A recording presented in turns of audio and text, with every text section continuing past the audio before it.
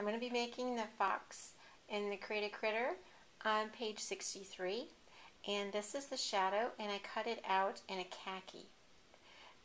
The next layer is the main base image, and I cut that out in a dark brown. The next layer is layer 1, and I cut that out in a, I want to say kind of a peachy rust. And then the last layer, which is layer 2, I cut that out in a rust color. I just added the main base image to the shadow. I just added layer 1 to the main base image. One other thing I wanted to say is if you have a gypsy and for some reason if you don't like that little smiley face that's on the fox, if you go into your advanced tab, you can select hide, and you could hide that, and then you wouldn't have the little smiley face over to the side. I think it would be cute either way. I just added layer 2 to layer 1, and this is my finished fox.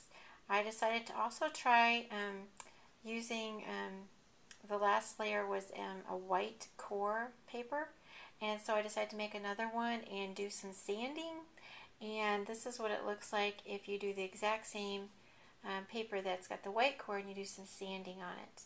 So kind of gives it a different look.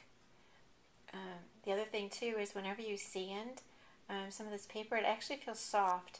So textures wise, if you're doing it for a child, it might be kind of fun because it's got a kind of a soft feeling once you sand it. That's it. One other thing I almost forgot. When I was sanding this, there is a part where it's very tiny, and that's right where it connects with the body to the tail, and it ripped. So I'm fine with the way it looks for me, but I'm just wanting to let you know that if you do sand, as with any little pieces, you always have to be really careful because they tend to rip. And that's it. I'm going to be making another card today, and this is going to be a little bit more complicated. You might want to check other places to get instructions, but I will give you some basic instructions on how to make this card. It's a crossover card. The first thing you're going to do is have a 12 by 12 piece of paper. From your 12 by 12 piece of paper, you're going to cut off 1 inch. You need to save that inch because we're going to use that at the very end. Once you've done that, the next thing you need to do is cut 2 strips. And the strips that you need to be cutting, because now your paper is down to 11 inches, so you're going to be cutting 11 inch by 4 1/4. You're going to do that twice. Once you get done doing that, you're going to score both of those pieces at 5 1/2 inches. Then what you do from that is you're going to have to cut out a triangle, and you'll be cutting the triangle from the top of the score line to the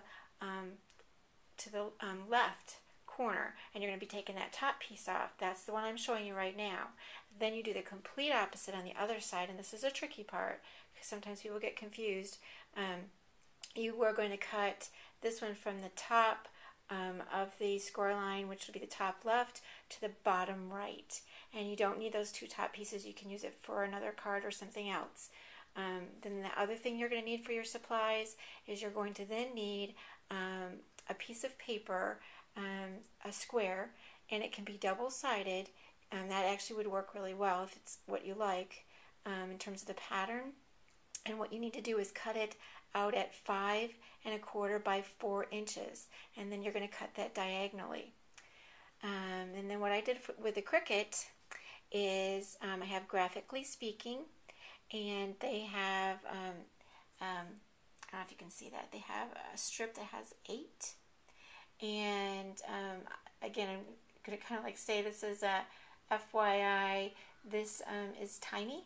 And when you make a tiny one, because this one measured like, let's see, 1, 2, 3, 4, 5 inches, and there was tiny pieces in there. In fact, I lost this little bit right here because it was so tiny, but I can still make that work. It's actually will work out better if you use it for a larger thing, but I wanted to use it for this card. And the other thing on the Graphically Speaking is they have an 8 ball, and this is the top layer, and this is the shadow, or it's not really a shadow, it's just the back layer. I also cut out a fox from Create a Critter, and I've already put him together, and again, that's in another video. I might have it at the beginning of this video because I don't think I've done him before, so I'll add him to the beginning of this video. And then I also used From My Kitchen, and I made this recipe card because it's going to be the actual card that goes inside this crossover card. So, okay, I'm going to start putting this together. Okay, so what I did was I took those two pieces that we cut that were 11 inches by 4 1/4, and I overlapped them so that the score lines are on each side now, and I'm going to be able to fold this over, and that is going to be our card. So I'm going to do the next step. Okay, so this is what I just showed you that we just put that together. I want you to flip that over, and then you're going to be putting those that rectangle that you cut in half, and on one side you'll have one kind of paper, and then on the other side you'll have the other kind. This is where I usually run into problems, is for some reason I always seem to cut that triangle wrong, and I don't know what I do. But anyway, this is what it's going to look like when you flip it over. And then what you're going to be doing is turning this over again, and you're going to be gluing down just along the bottom, and you're going to be putting that down like that, and then you're going to glue along the bottom again and put that one down. Okay, so my envelope card is already constructed, and the next thing you're going to do is take that strip, that 1 inch strip I told you about, and you're going to center that over the top of it. And then what you do is, you can kind of see how I've already kind of like folded it. You fold those two pieces towards the back, and then you tape it together. So it's kind of like a loop. Don't make it really tight so that it can slip off and on if you want it to. And then you have a couple of options. What I am going to be doing is I am taking that Graphically Speaking 8, and I'm going to be putting that on the front, and then I'm going to be putting the fox on the top of that. So I'm going to do that next, and I will show you what it looks like.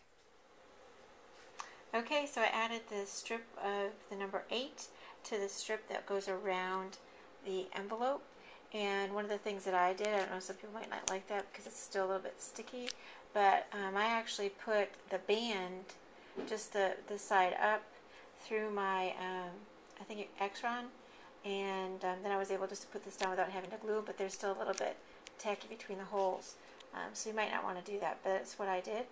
And then the 8-ball I put at the very top of my recipe card, because the recipe card is going to be my actual card that goes inside.